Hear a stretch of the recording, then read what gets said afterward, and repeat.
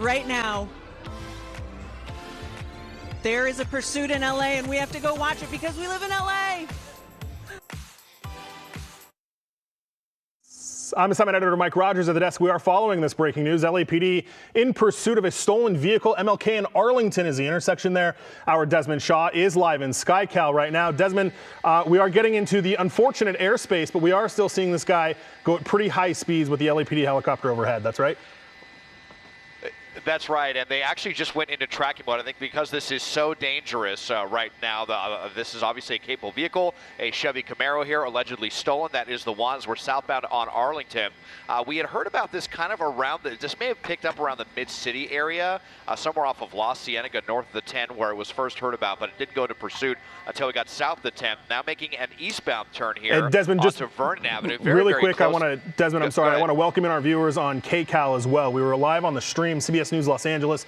We are now bringing in our viewers on KCal News Channel 9. This is an early edition of KCal News at 8 o'clock as we cover a pursuit here in the South LA area, Vernon and Gramercy Place. Desmond Shaw live in SkyCal with us.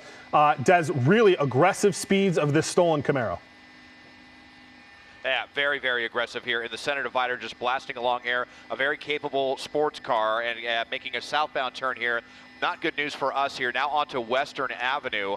My pilot Dylan says there may have even been a little bit of a fender bender earlier already involving this vehicle. So this is why LAPD went into tracking to try to get this person to calm down, to stop driving like this, but it doesn't look like it's working. So now I'm wondering if LAPD is going to end up re-engaging before this turns into a crash, or maybe unfortunately letting it go altogether. Sometimes with these stolen cars we end up seeing that where they just feel like, oh, it's not worth it. If this was not a violent crime, we might just have to, live to fight another day.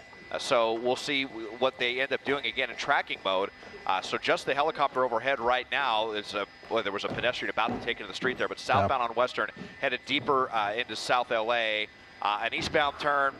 But yeah, definitely a scary one here, Mike. Yeah, and Desmond, today interim LAPD Chief Dominic Choi at the Police Commission meeting was talking about pursuits, talking about risk versus reward as we watch this guy go nearly 80 miles an hour down this very narrow neighborhood street through the traffic signal there, continuing on. And again, this is a reported stolen vehicle. LAPD Chief Dominic Choi talking about the risk versus reward on these chases. And as you mentioned, Desmond, going into tracking mode is an effort to try to get these guys to slow down and not run as hard if they don't see any black and whites behind them.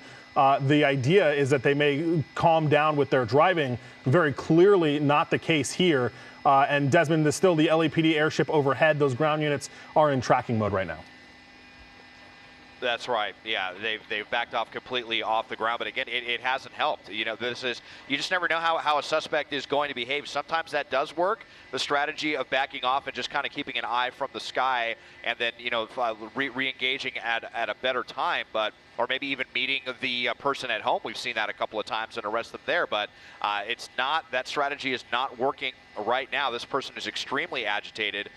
They are very, very desperate to get away, making another southbound turn here down Vermont Avenue. So we've been kind of zigzagging all over the place on this one, continuing southbound up to 80 miles an hour on some of these narrow streets, wrong side of the road driving, center divider driving.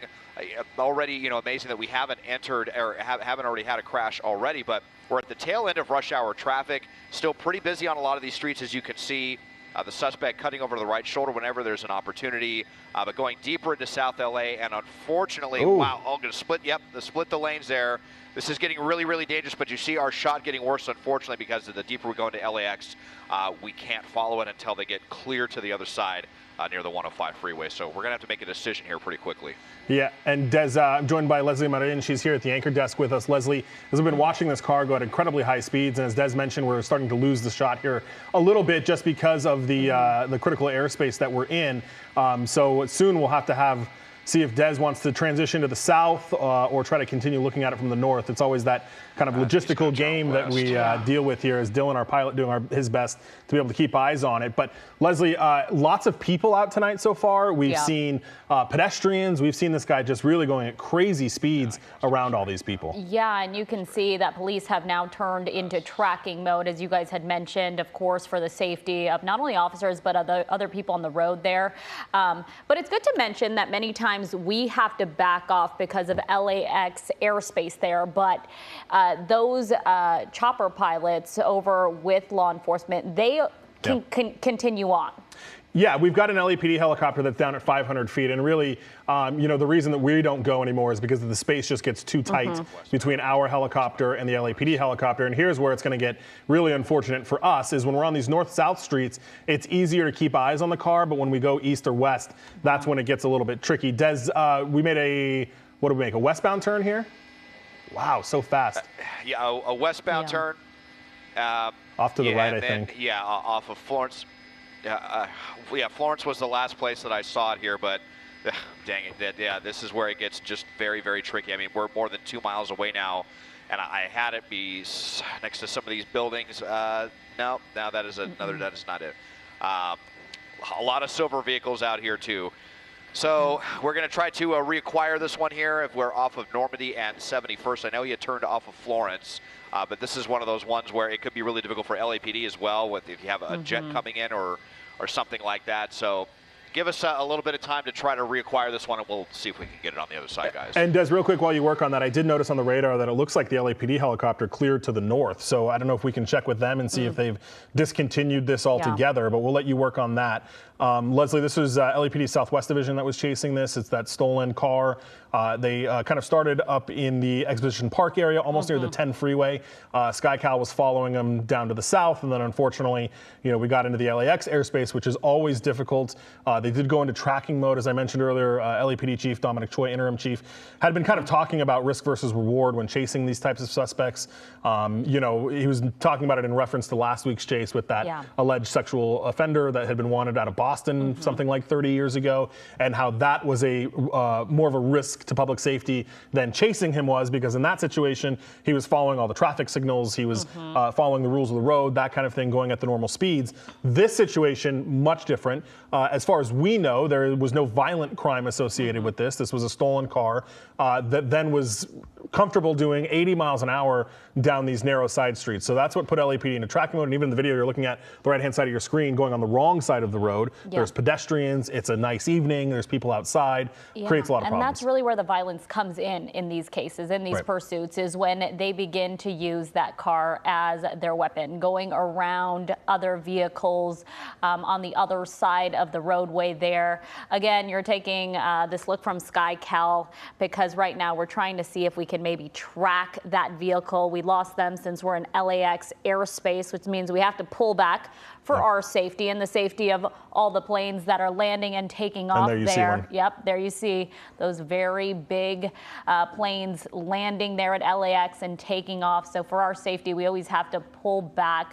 We're going to try to work to see if LAPD is still pursuing this vehicle, right? There was questions on whether or not even in the air they were continuing to track that car. Right, so that's usually our best way to follow these things. When we get into the airspace, we can obviously listen to the radio, but we also look at the aircraft.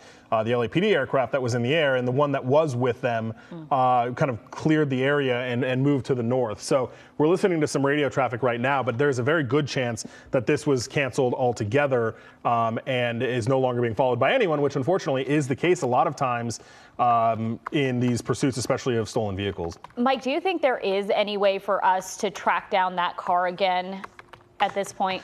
Not likely, especially not with an LAPD ship that isn't there anymore. That's what's so hard is, and I'm sure that, citizens are maybe reporting this guy driving like a maniac, but the hard thing about stolen cars too, you have vehicles that could be wanted for other things, and the license plate, they can track that license plate, right? It comes back to whoever owns the car. When you have these allegedly stolen vehicles, it doesn't help them at all, who the license plate comes back to. So they'll have to hope that the person that it was taken from got a good description of them. Maybe there's some security camera video or something like that. But if LAPD is willing to not be involved in this anymore, then because of where it is, it's unlikely that I think we'll be able to pick it back up. Yeah, and that's unfortunate, but that's sometimes how these pursuits do go. For now, we're going to try to see if we can work our sources, continue listening to that radio traffic, and see if LAPD picks this up again.